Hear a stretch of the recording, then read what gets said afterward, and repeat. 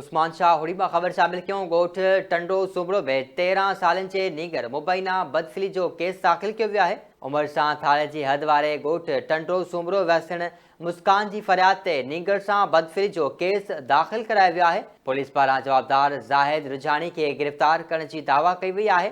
पुट घरां निकितो त ॻोल्हा बाद ख़बर पई त जवाबदार ज़ाहिद केस नशो ॾेई ॿधी छॾियो आहे। फरियादन मुस्कान जो चवणु आहे जवाबदार के सख्त खां सख्त सज़ा ॾिनी वञे जीअं को ॿियो मासूम हिन वेशी जवाबदार जो शिकार न थी सघे। ख़बर शामिल कयूं पिया उस्मान शाह हुड़ी मां ॻोठ टंडो सूमरो में 13 साल जे नीगर सां मुबैना बदफी जो केस दाख़िल कियो वियो आहे। उमर सां थाणे जी हद वारे ॻोठ टंडो सूमरो वासण मुस्कान जी फरियाद ते नीगर सां बदफिल जो केस दाख़िल करायो वियो आहे। पुलिस पारां जवाबदार ज़ाहिद रुझानी के गिरफ़्तार करण जी दावा कई वई आहे। फरियादन मुस्कान जो चवणु आहे त पुट घरां निकितो ॻोल्हा बाद ख़बर पई त जवाबदार ज़ाहिद खेसि नशो ॾेई ॿधी छॾियो आहे।